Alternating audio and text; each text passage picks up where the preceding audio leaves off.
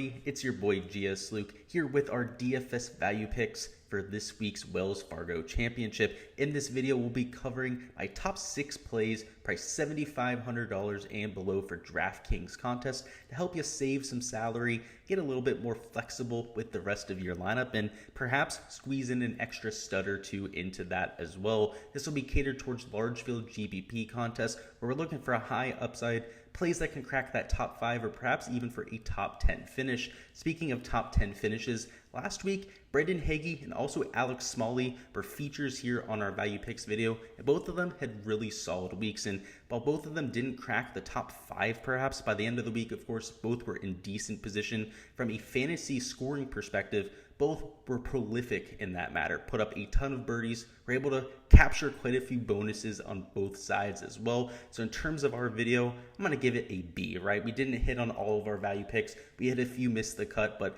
we still had some of those top end plays as well. If we had somebody like a Kurt Kitayama or a Brandon Wu that actually ended up cracking that top 3, then I might have given myself closer to an A+. So hoping to maybe improve on our scorecard this time around and going to hop right into it with this week's value picks. Already hopping into it, our first value is going to be CT Pan at $7,500. And while he's certainly not a sexy pick, not somebody who's going to be flashy in any one category, of late, he's been getting by and doing it in exactly the fashion we're looking for. So specifically, if we hop into the shots gained metrics to give you an idea of exactly how he's hitting it, you'll see it's in a sustainable fashion. Slightly gaining off the tee, that's sort of his thing. While he's not a short hitter anymore, he's definitely added some length to his arsenal. He's also not an elite distance player. So when he's gaining to the field, it's because he's being above the average when it comes to his accuracy, because he's right around the tour average when it comes to his distance. The approach play has been really what he's leaning into, and it's why I really like the play, gaining over half a stroke per round. In fact, close to 0.6 strokes per round. That is when he's playing his best golf. He's one of the better iron players from the 150 to 175, also the 125 to 150 range. So the closer to the hole that you get, CT Pan tends to shine. It's when you get him in that 200 plus yard range, and he tends to struggle, right? He's a little bit of a shorter hitter, and I know I said he's not the shortest hitter off the tee, but it's because of his frame, right? Off the tee, he's able to leverage some of the upward motion, some of the more athletic moves that some of these guys do to catch up on distance, but with his iron play, because of his frame, he does lack a little bit of that ability. So the closer to the hole that you are, the better off he's going to be. And at this golf course, there's 2, maybe 3 long iron shots on the golf course, and depending if you're laying up on those par 5s, could just be one iron shot over 200 yards, and that would be for the 220 yard par 3. In other circumstance though, I love him this week, particularly because of that iron play. And in terms of course fit, if he can lean into that precision off the tee, lean into some of the recent form, which has been a little bit sneaky, right? You can see he has a 29th at the Mexico Open, top 30 finish there, 42nd at the Heritage, 41st at Valero, down the Florida swing. Also, the last few weeks before that, posted a few other made cuts. So this is somebody who's been extremely consistent over the last 2 to 3 months at this point. And at $7,500, I don't see a ton of people talking about him, right? He's going a little bit under the radar, probably going to come in close to 7, maybe 8% owned by week's end, and somebody that I'm going to have in at least 15, perhaps even 20 to 25% of my lineups. Next up, we have Russell Knox at $7,300. And if you've been on the channel, you know that I pretty much play this guy every time he tees it up, and it's because of the skill set. I mean, he's just got an extremely high upside skill set, and because this is catered for these large field GPPs, I am always willing to take a risk on that type of guy. Most specifically, he gains in both ball striking categories. You can see he's getting over a quarter of a stroke per round off the tee, and he's actually kind of cooled off a little bit with the approach play, but just 2 to 3 weeks ago, he was gaining close to half a stroke, even 3/4 of a stroke per round with his approach play when he was playing some of his best golf during the Florida swing. So he's somebody who, again, last week didn't look very good and ended up missing the cut. Week before that also didn't look very good. So if we take a look at the recent form, this is why he's first off, cheaper than he has been for the rest of the year, and also why he's going to come in super low owned this week. You can see missed cut at the Mexico, made the cut at the team event, which was nice, but missed cut at the RBC Heritage. The RBC Heritage was a perfect course fit for him. I had an outright bet on him at that golf course. Of course, had plenty of leverage in DFS, and even when he made the cut at Valero, was only able to squeak out a 61st place finish. So he has definitely been in a little bit of a cold stretch, but still has retained the positive ball striking stats. So even when this guy is going out there and missing cuts, he's still at the very least solid in the categories we're looking for. You can see what's holding him back is the putting, of course, losing over a third of a stroke per round. With what we know about Russell Knox is he's precise off the tee, relatively accurate, going to be right around a 77 to 78% fairway percentage guy, which is, a solid 5 to 6% more than the PGA Tour average. And at this golf course, that is what we're looking for. And if you can lean into that approach play, which is always the strong suit for Russell Knox, make a few putts this week. And he doesn't even have to make all that many putts. He can still lose strokes to the field with his ball on putting, that is, and still make the cut, finish in the top 25. Now, if he's around a neutral player with the putter or even gains with the flat stick, that's when Russell Knox perhaps takes down a golf tournament. And that's really why I like playing him. It's why I've been beating the drum on Russell Knox for so long, is he has that high-end upside, right? He just has to turn around the flat stick. And we see even the worst putters on tour do it from time to time. And Russell Knox is far from the worst putter on tour, right? Sometimes he's a pretty solid putter. I mean, we've seen him gain over stretches of 24 measured rounds before, where he's been able to get into a rhythm with that department. He's not had that of late, so certainly does not have that positive momentum. But I have faith that at some point here, he's going to snap through. And if the ball striking marries up with that putting at the right time, watch out. So I like him there at $7,300. Next up, we have Redman at $7,000, and the shots gained metrics really tell the story here too, even more so than somebody like a Russell Knox. So down here at $7,000, you can see losing off the tee, which I'm okay with, right? He's a little bit of a shorter hitter. He's a little bit more precise than he is long, but that's what we're looking for this week. We have some gnarly rough out there, some natural areas that have knee-high, even waist-high rough when it comes to fescue, and you really got to make sure you're avoiding that. He played well at the Players' Championship. We saw him finish at the top 10. And in terms of his recent form, you've seen a lot of that sustained. So first off, third place at the Zurich. That was great to see at the team event. 48th at the Heritage. Nice to see him making the cut at a similar type of track, short, positional type of golf course, and even making the cut at Valero is good, right? He's was in a stretch of golf, especially towards the end of 2021, where he was missing a lot more cuts than he was making. In fact, it was, maybe 4 out of 5 events where he was missing the cut, right? It was a really, really ugly stretch of golf. He was losing pretty much across the board.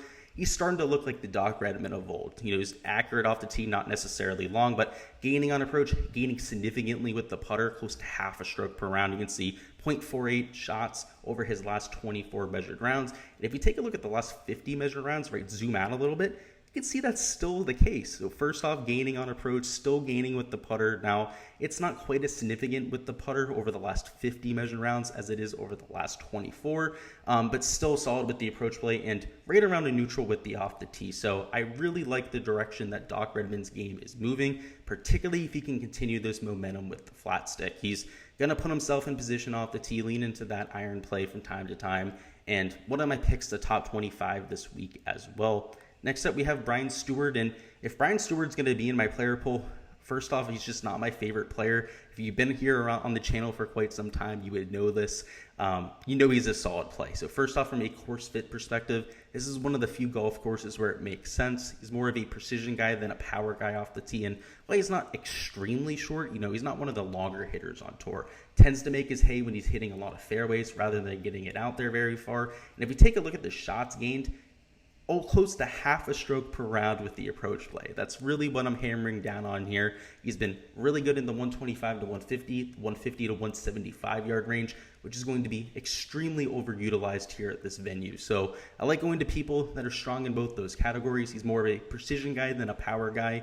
The putting hasn't been a strong suit for Stuard, but it never is. Right, he's extremely streaky with the flat stick, usually going to lose strokes to the field. But we're starting to get down here to the 6K range where you're dealing with guys that are going to have weaknesses. And if I'm going to have any weakness here with the 6K range, I want it to be with the flat stick, the most volatile shots gained category when it comes to golf.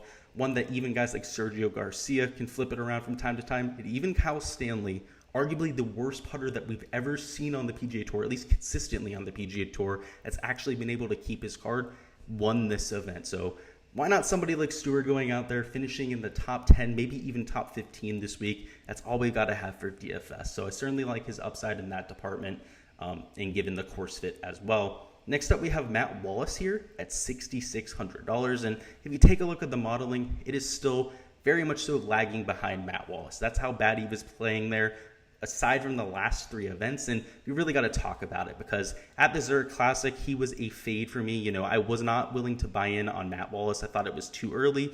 I said we needed to see something, right? I needed to see that ball striking start to click or something like that, and it did. You know, we saw it from the eye test. He had a few shots on some par 5s to 2 to 3 feet. In the alternate shot format, if anything, Sam Horsfield was the liability. It was not Matt Wallace. I expected it to be the other way around. Now at the Mexico Open, a course that we did have shot link at, which was surprising, we were able to track all of his shots. We saw that same type of magic. In fact, through 2 rounds, he had gained over 5 strokes with the approach play. And at that point, over 2 strokes off the tee, over a stroke with the putting, was up there in contention. Unfortunately, on Saturday, had that blow-up round that had been holding him back, right? Went out there, was unfocused. I believe shot 6, 7 over par, was extremely ugly, and played himself completely out of the picture. Outside of that 1 round, it was beautiful. He's starting to come around. You can see it. Some of those shots that really defined who he was as a player, which were the aggressive long iron shots, are starting to get there. And at a golf course here where he's not necessarily the best off the tee player, right? I mean, if you take a look at the last 24 measured rounds, that's really where he's hemorrhaging strokes to the field. In fact, losing close to 1 stroke per round. I wouldn't expect him to hit many drivers here. I would expect it to be a lot of 3-woods, potentially even irons off the tee, because he does have a little bit of distance, and he's going to know that he can't miss it out here, right? Those natural areas I was talking about with that fescue grass are no fun to try and hit out of. In fact, you're probably going to get injured if you try and do it a few too many times. So Matt Wallace, he is an extremely risky play, as he was last week. In GPP contests, of course, the Saturday finish didn't make him a top 10 percentile type of play because of the placement points, but he made a ton of birdies. He made a few eagles on the week, and he could have done a whole lot worse at his price tag. Now we get him in a field where it's a little bit mid-tier heavy, I would say. You know, the guys in the 7 and 8K range are pretty quality, but down here in the 6K range, it falls off relatively quickly. Absolutely love him here at $6,600. And now lastly, the last guy I want to touch on here is going to be Nick Taylor at $6,600 as well. So same price tag here. 2 guys that I really like, so I'll be interchanging these guys in lineups. Nick Taylor is doing it with the off the tee and the approach play. So first off, he's a neutral player off the tee, which is a little bit surprising, right? Of course, over the last 24 measured rounds, that tends to happen from time to time. But, you know, not really hurting or helping him there. On approach, he's gaining over a quarter of a stroke per round. So certainly has been better than average in that category. When he tends to shine, it's in that 120 to 150 and also the 150 to 175, right? He's a little bit of a shorter hitter. When he gains off the tee, you know, much like some of the other guys on this list, like a Brian Stuard, it's because of the precision over the power. And at this venue, that's what we're looking for. We're looking for some of those shorter iron shots in general. This is the type of course that he could tear up. And much like some of the other picks here, his one weakness is the putter. You know, like a Brian Stuard over his last 24 measured rounds, he's losing close to half a stroke per round. And at this venue, for whatever reason, we've seen guys like a Francesco Molinari have success. Also guys like Kyle Stanley, who ended up winning here in 2017. So why not somebody like Nick Taylor, right? We don't need him to win, obviously. If he goes out there, finishes in the top 10, top 15, would be more than adequate. So certainly somebody I'm going to. I wouldn't expect him to be very high owned, particularly coming off the miscut. You know, he was in our player pool last week. It's a miscut at the RBC Heritage, miscut at the Valero Texas Open. Not a whole lot looking up for Nick Taylor, other than the shots gain metrics, right? He's still on neutral off the tee. He's still gaining on approach. Right around neutral, around the green, it is all about the flat stick, right? He's got to somewhat stop the hemorrhaging, right? He's got to somewhat stop the bleeding there, keep it right around a neutral, and if he somehow goes out there and gains to the field, oh boy, that's when he potentially finishes in the top 5. All right, that's all I've got for the value picks. Before you hop on out of here, go on and let me know what your favorite value is. So $7,500 and below on Draftkings. go ahead and let me know who you think finishes the highest. And also, make sure you like the video before you hop on out of here. Helps you with growing the channel. Also lets me know that you like the content that's coming out. So make sure you do that. We're going to have even more content dropping today, so look forward to a prize picks preview. That'll be for round 1 of this event. It'll be dropping here right around 6, maybe 6:30 p.m. Eastern time. And tomorrow, we're going to have our weekly DFS live stream. It'll be at 7 p.m. Eastern time. So that's where you can ask me any live questions that you have, any deep dives on players you want me to do. We'll go over the weather, some strategy talk, everything you need to know for the slate we'll be touching on then. And we're also going to have our fades and sleepers dropping. That'll either be later tonight or early tomorrow morning. I haven't decided on that, but look forward to all of that to come. So if you haven't already subscribed, highly recommend you do so you don't miss any of that content when it drops. But best of luck with all of your lineups this week, your outright bets, all of that sort of fun stuff, and I'll see you guys next time.